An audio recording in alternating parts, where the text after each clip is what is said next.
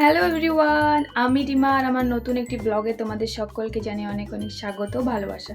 তো এখন প্রায় 8:30 মতো বাজে, আমি ব্লগটা স্টার্ট করেছি, কিন্তু তার আগে আমার স্নান, বাসি কাজ, পুজো সব কিছু কমপ্লিট হয়েছে।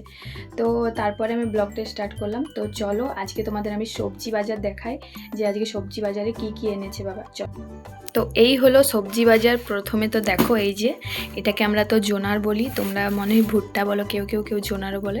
তো এটা নিয়েছে 4টা, এটা খেতে ভীষণ ভালো লাগে এই টাইমে, তো খাবার সিজন তো তাই এনেছে। আর তারপরে দেখো এই যে এনেছে এটা ডাঁটা শাক। তারপরে এনেছে 3টে কাঁকরোল, করিল। এটা রেসিপি তো কালকে যারা আমার ব্লগ দেখেছো তাদেরকে শেয়ার করেছিলাম এই করিল জিনিসটা কি। এই দেখো, এটা খেতে ভীষণ টেস্টি। করিল এনেছে। বেগুনগুলো কি দারুণ, দেখো নরম হবে মনে, কচি। দুটো মূলো, মানে বেগুন মূলো আর এই ডাঁটা শাক সব মিশলে একটা মিক্স সবজি করব। আর একটা নতুন জিনিস এনেছে, তোমাদেরকে দেখায়, তোমরা যদি কেউ চিনতে পারবে তাহলে বলবে। এই যে এটা কি বলো তো, তোমরা কে কে মানে চিনতে পারছো আমাকে কমেন্টে জানিও। এই জিনিসটা দেখেছো? ভগবান,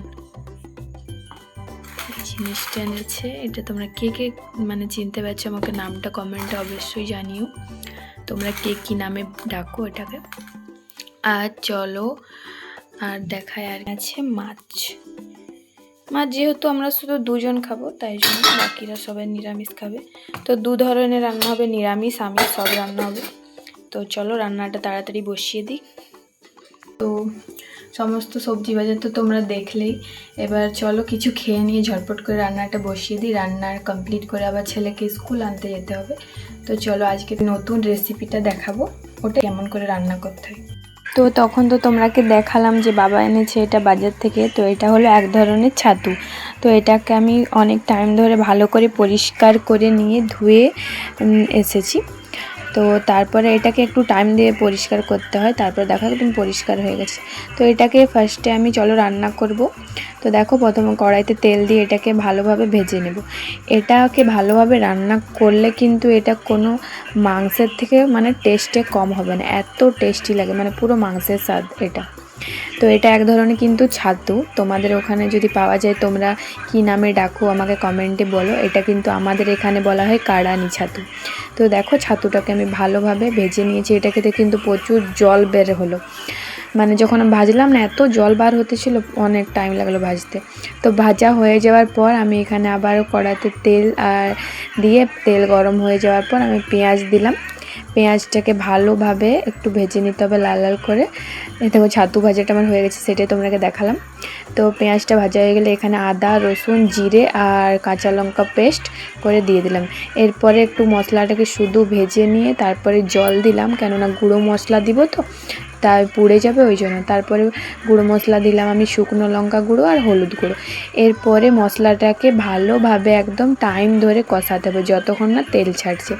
একটা কথা কিন্তু তোমরা সবাই জানবে যে যতক্ষণ না মানে মশলার সাথে কিন্তু রান্নার আসল স্বাদ, মশলাটাকে যত ভালোভাবে কষানো হবে তত কিন্তু রান্না টেস্টি হবে।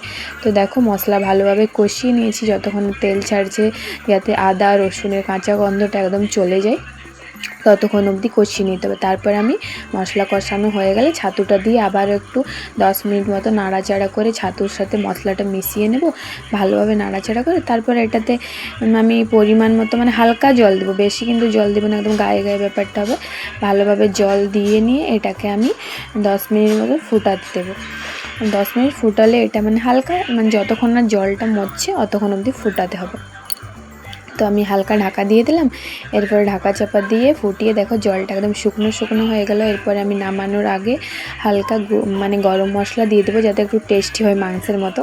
তো গরম মশলা দিয়ে নাড়াচাড়া করে আমার ছাতু রান্না একদম রেডি হয়ে গেল। দেখতেই পাচ্ছ কি দারুণ দেখতে লাগছে।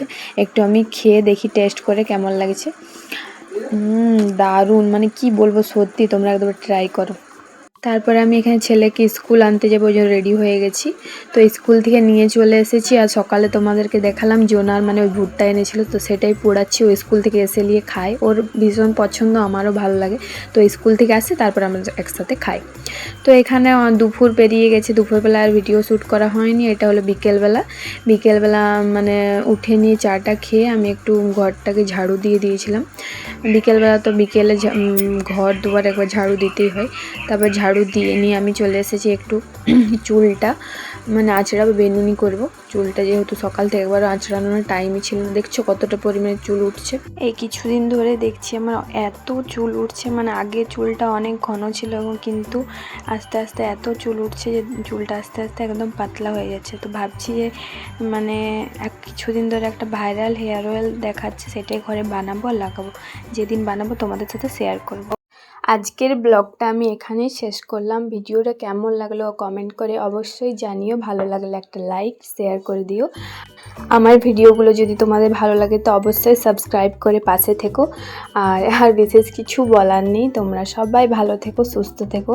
দেখা হচ্ছে পরের একটি ভিডিওতে। বাই। আর হ্যাঁ, লাইক করতে কিন্তু ভুলো না।